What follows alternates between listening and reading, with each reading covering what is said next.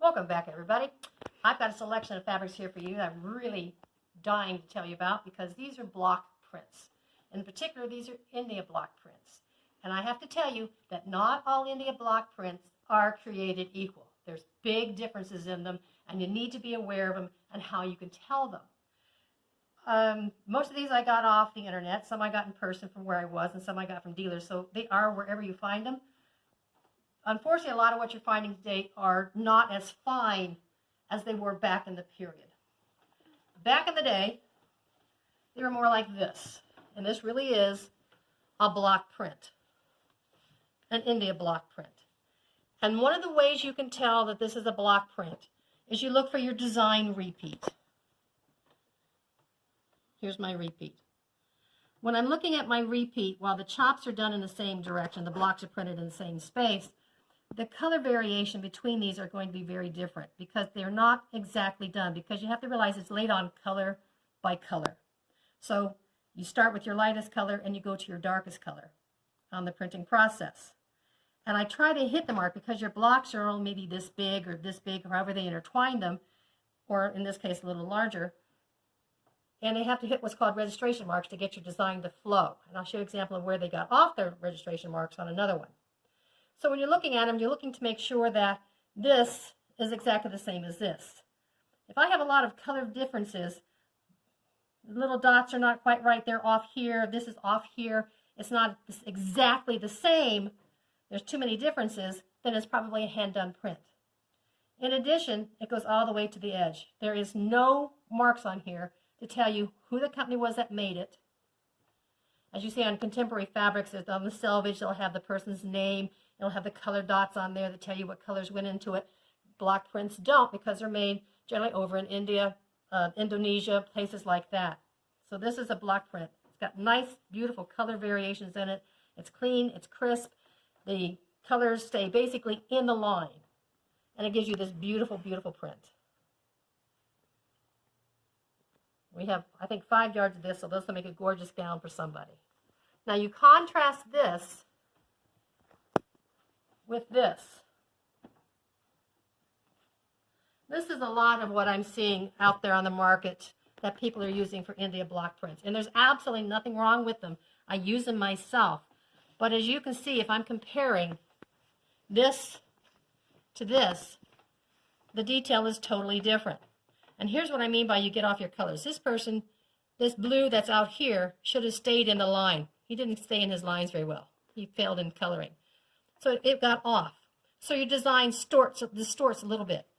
Over here you can see he stayed in his lines better. So it complements the actual black outline drawing, the pencil drawing. I've used these because these are still accurate to the period. The quality is just a step down. So I would not use this for a lady's gown per se. I would use this more for short gowns and bed gowns versus this, which I would actually make into a gown. And the wonderful things about these particular pieces, they were meant to be table coverings and bed coverings. And I love using these borders because you can put these borders at the bottom of a bed gown, for example, and give it a wonderful, wonderful look. Totally period, really pretty cool. Now you contrast this with something like this. This is, you can see, it's going to be a bed gown eventually because that's going to be the lining. But here we go. This print is actually from India as well. I got it from a store in Kansas City that has since gone out of business. But again, a beautiful block print, meticulously done. And you can see they stayed pretty much in there. But every once in a while you can see where it got off kilter just a wee bit. But that's okay. That's the nature of the block print. Very, very gorgeous.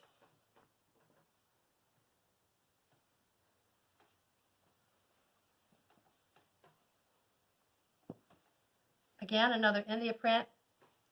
The thing about this particular print is that it came out with Joanne Fabrics several years ago, came out with a whole line of Indian block prints. And when they put them out, people didn't really care for them. So they went on sale. And they got down to, like, instead of $5 a yard, it went to $2.99 a yard. And when I get down to $1.99 a yard, I bought quite a bit. I have just a wee bit of it left. But again, the colors were so very, very nice, but not quite as fine, but still a beautiful fabric that can be used easily for this period. believe it or not, this is also a block print. This came from the same company in France that I got the toile from. The company has since gone out of business, but they went back into their repertoire. And each one of these little tulips is block printed on the original piece. And this is a recreation, a contemporary recreation. So they used contemporary printing methods, but kept the inaccuracies of the edgings of these little tulips. It still looks like it was block printed. A couple more, because they're just too much fun for words. This is put out by the Schumacher Company. And I have just enough for something special. I can't say what yet, but really, it's going to be gorgeous. Love this. Look at this piece. Beautiful, beautiful block print. Again, all I have is all I have. And we're thinking Regency for these. These would be actually beautiful little tiny Spencer jackets. I have enough for that. And here's one that you can get today, on the internet, to any of the websites on Etsy or eBay or even Amazon. There's a lot of them that are printing these beautiful, beautiful pieces here. And they're very, very nicely done and will be gorgeous. You just have to watch the weight of these fabrics, because they used to be a heavier weight, but now they're making them in voile, which is a very lightweight cotton. And if you don't want your fabric to be that light a weight where things show through, just be aware of what you're buying. But it'll look gorgeous for many, many pieces, especially a Regency gown. This will be stunning as a Regency gown. I want to share with you now a couple of Dutch prints that we have. And Dutch prints are a little different from the India block prints, although they have a similar feel. There's just some differences to them, and it's hard to explain it. This is something you're just going to have to feel on your own. But this one here is a green Dutch chintz, a true chintz in that it actually has a glaze to it. Just absolutely gorgeous. And like I said, I can't even remember where I got this. I've had it so long. And then currently, probably about 2-3 years ago, a fabric store, let me think who this was, Moda, came up with some Dutch chintz as well. I think chintz refers to the fact that it's an all-over tinier design versus the larger design of an India block print, which is what this is. So this has a much tinier concentrated design versus the larger ones, or like the Williamsburg ones that we showed you earlier that had the big wide sprays of flowers. Those were true India prints.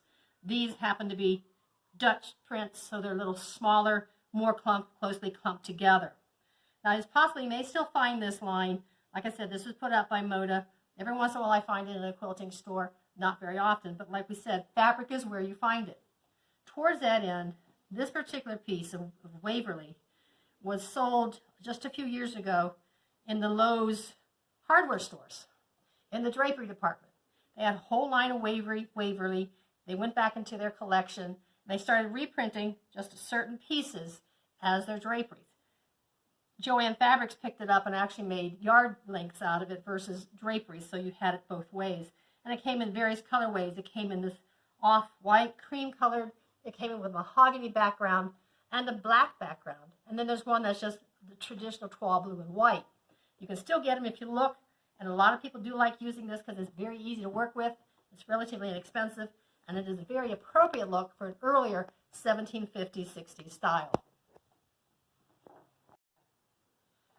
Now we're here to the reproduction fabrics, fabrics that were taken from actual vintage pieces for today's reenactors, almost specifically, and our quilters.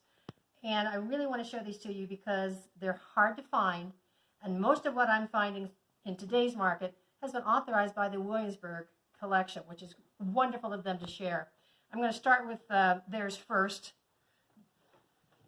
And they're clearly marked Williamsburg. And while it's made by the Wyndham Company, this is exclusive to Williamsburg. You cannot buy it from the manufacturer. You cannot find them in regular fabric stores. Williamsburg holds the sole distribution rights to this particular fabric. So if you see this fabric or this fabric, which is two of their new lines, you can only get this at Williamsburg. But you can be assured that this fabric is authentic and correct for your 1780s and 90s styles. Lighter and more airy design is the earlier in the period is, so this could go 1760s, 1770s, same as this one. This can actually go a little earlier. This can go 1750s easily because the design is so big. So here's the actual Williamsburg ones sold through Williamsburg, made by the Wyndham Company. Now, Williamsburg also worked with Wyndham to make a line for the general public. And they had a big turnout, I guess I want to say, when the play Hamilton came out. They conjoined with Hamilton and designed fabric that the general public like us could buy based upon and influenced by that play. And these are two of the fabrics there. So Wyndham created what's called the Hamilton line, which has since sold out, can't get it anywhere. And the next line was called Susanna, all based on Williamsburg. So when you're looking at any of this fabric, if you look at the selvage will tell you the provenance of your fabric or where it came from. So if it says Colonial Williamsburg, you can be pretty sure it's going to be accurate for what you want.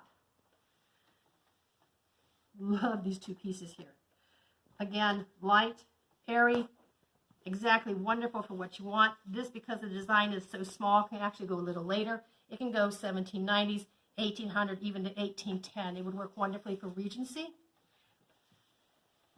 And this other piece here actually was made in England, but again, it's got the same feel as the block print.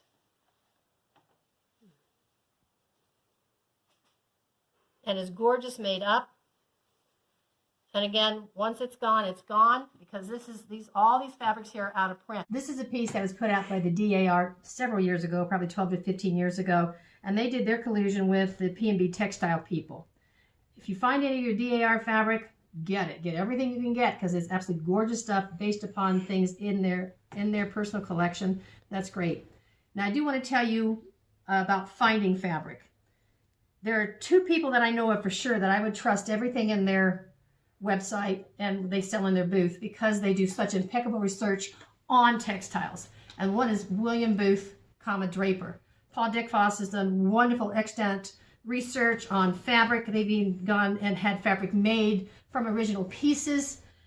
If it's in his booth, he can tell you exactly the appropriate name for it, where and when it would have been used, so on and so forth. The other person I want to give a shout out to is Burnley and Trowbridge. Angela and Jim have done incredible research on their fabric. Anything on their website, trust me, if it's there and they have it there, it was used. Color, design, everything, because she also is getting things made for appropriate reenacting period, and it is gorgeous. So if you see anything by Burnley and Trowbridge or William Draper, trust me, they're awesome, and you can trust them. I would be very hesitant on anybody else. Please make sure you have the appropriate weight of the fabric. Don't buy drapery fabric. That's too heavy. You don't want that. If something in your head says, I like the design, but the color's not quite right, start to trust your instinct. Go back to those books I showed you at the beginning. Look through them, look through them, look through them. Get a feel for the colors. Get a feel for the designs. After a while, you'll pick up that the light and airy and wispy designs like this were good, and you'll find out that brilliant orange and vibrant purples are not good, but you just need to start educating yourself, going through these books, going to events, looking at people's fabrics, and asking questions. Ask your questions, because that's how you're going to learn. Now we're going to move a little later into our journey into our fabrics and go into fabrics that have been appropriate for Regency styles. And I say Regency because this is the fabric designs changed from the big, broad, flowery designs that you saw earlier to getting into more regimented, smaller, little designs like this, very, very linear designs like this, which is perfect for the Regency period because the styles of the costume changed. They changed from the big, beautiful petticoats and gowns that had this silhouette to them to something that's much more tubular. When you have something that's more tubular, then stripes work really, really well with that particular costume style. And towards that end, I've got some ones right here. Again, I've had them for such a long time. It's like, let's get them out, dust them off, and make them up into something special for you all. But you can see, I have this one upside down. Put it back this way. How linear this particular piece is.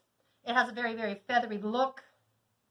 And you can see that as you work with this on a bias, you can make some beautiful bias trim at the bottom of the petticoat, across the top of the bib, any number of things. And you can see the wonderful linear designs. So you couple this one with another one that's very, very linear as well. And this one has that wonderful fugitive purple. Purple was a color back then. It was a very popular color, but it was a very hard dye to fix. So that's why it got the term fugitive purple, because after a while it just turned to a tan or sometimes a gray. It just didn't stay. So this has the beautiful golden brown and the fugitive purple on this cream background. Again, very, very linear, very floral. Stunning, stunning piece. And you can see how this would be made up, would be stunning. And this one as well. In fact, I'll model it for you right there. Can you see how gorgeous that is? Stunning, stunning. And then you'll just want to take that home and make that up into something. Now they went from the very linear designs. Wait, let me pull this one out because this is like on the cusp. This can go 1790s to the 1810, 1815 as well. And the wonderful thing about this, it has what's called the brown ground. Ground refers to the background. And the wonderful thing about this, it has the indigo blues, the madder reds on this deep, deep chocolate brown. And finding a chocolate brown background is terribly, terribly difficult. So when I find something that I know is suitable, I buy all that I can because I just can't find them. But here's a wonderful piece. It still has the flowery, flowy feel of the 18th century, but it's getting more into the smaller details that you're going to find in fabric in the 19th century, such as this. Its designs are closer together, more rigid and regimented. I've heard the term Fallard applied to them. Here's another one.